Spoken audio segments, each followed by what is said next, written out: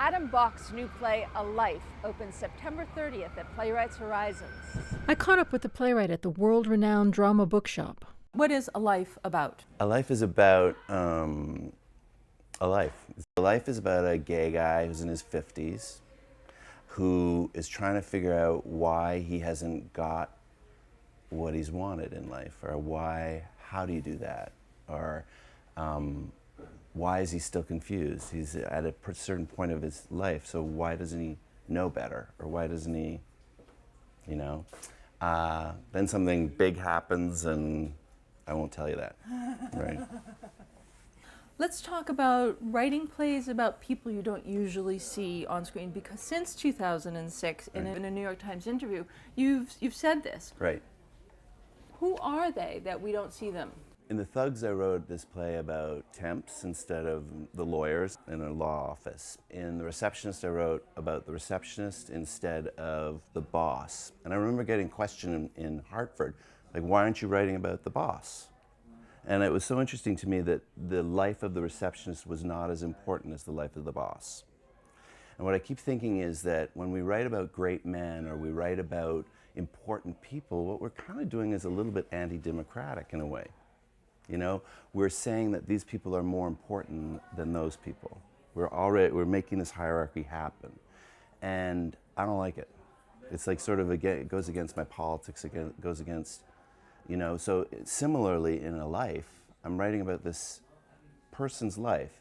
Now, from the outside, he's a gay guy who has a normal job, who has had trouble in his life trying to find a love or is estranged from his family.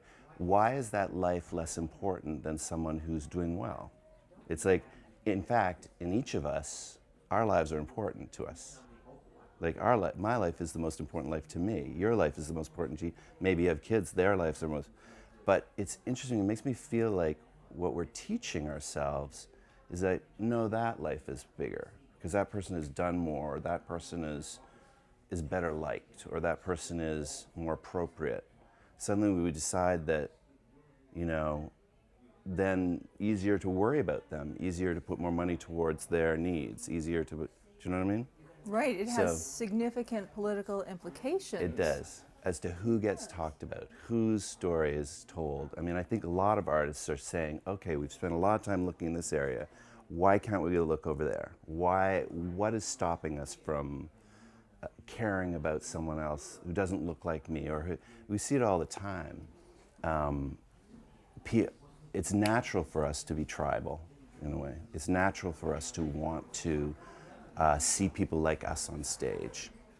And I'm gay, so I'm actually not often seen portrayed as myself on stage. Right. You know, the drag queens get on stage, you know, anything that doesn't look the same can get on stage, but people who are just sort of... In your work, you treat gay characters and their love for each other just like any other love, because... It is just like any other love, exactly. And that's something that maybe what I'm trying to do is write past social decisions, like into the world that I think actually is, because actually what's really going on is most people are walking along perfectly normally through life.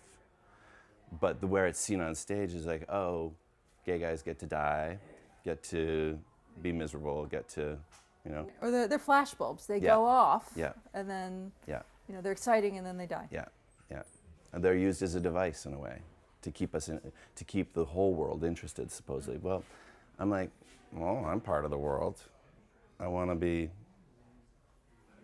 yeah. In your work, which is more essential, the story or how it's told? They are funny questions, right? Yeah, no, it's a good question, because it's the thing I work on all the time. I went to school up at grad school at Brown, where I studied with Paula Vogel and Mac Wellman, who are both really interested in form. And what they say is that start with the form, your own story will always show up. And so what they're asking is to break the form. And again, it's a political choice. When you break the form, you're saying, oh, the story of the world can be changed. Like if we write the same story in the same shape we're implying that that's the story of the world. We're ignoring the idea that maybe there's another way to tell it. And as soon as you change the way you tell it, suddenly the story has to change. You are a significantly more political writer than you appear on the surface. Oh, I try to be, yeah. Interesting. That was my job. I think of playwrights, our job is to notice something that people haven't noticed. And that in itself is political. And it's also to say, why are we doing it this way? This is the way I see it.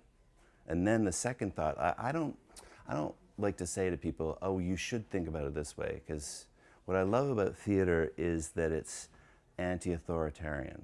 Like, movies tell us where to look all the time. You have to look here, or you have to look here, notice this, you know? In a play, suddenly you've got this big space, and you can look anywhere you want. And so, as an audience member, I'm making my play.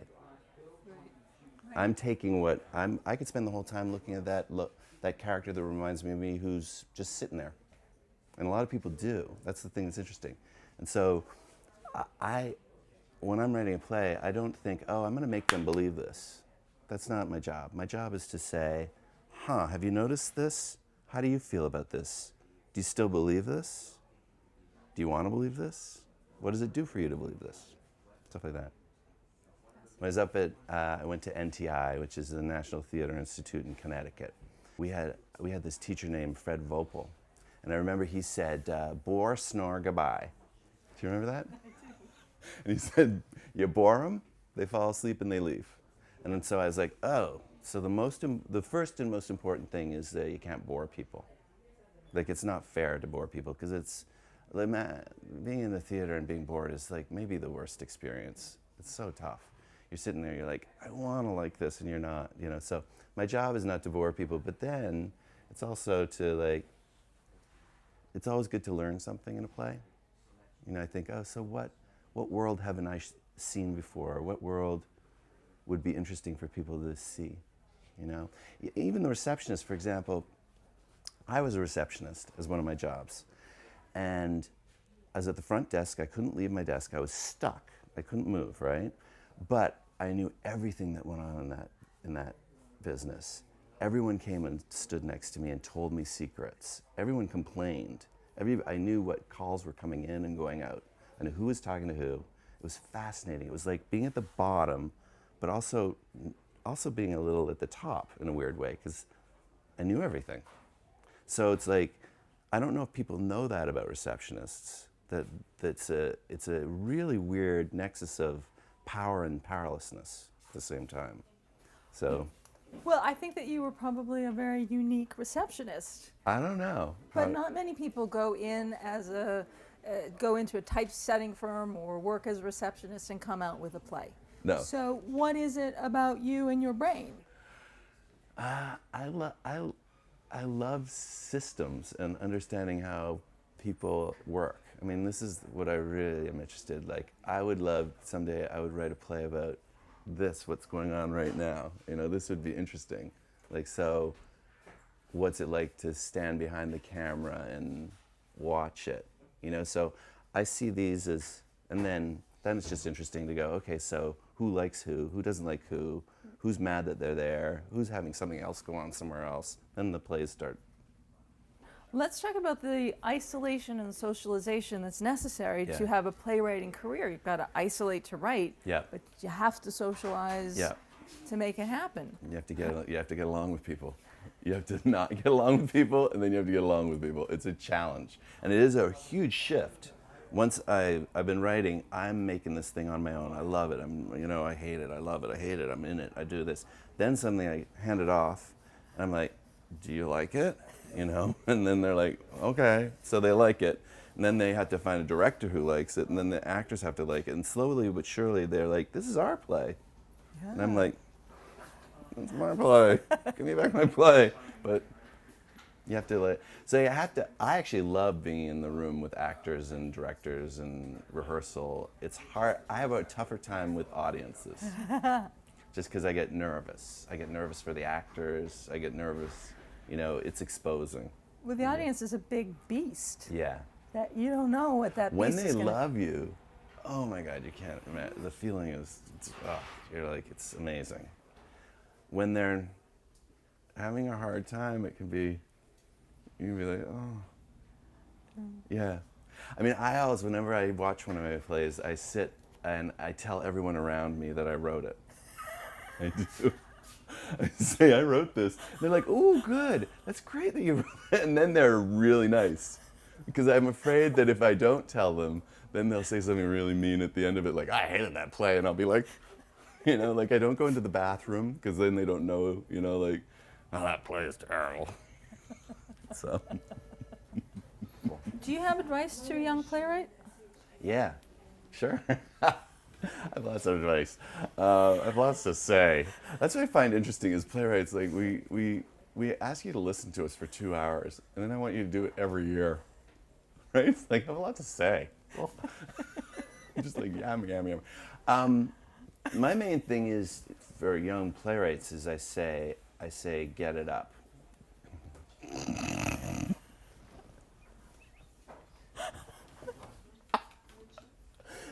Oh, Jesus. And what do you mean by that? I know. I have a book for you.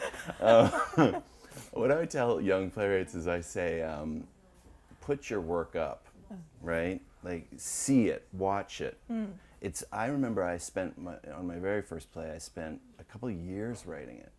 And, or I wrote it once as a 10-minute play, and then I decided, oh, it was such a good subject, I should turn it into a 2-hour play. Which one was this? And this is just one of my very first Gotcha.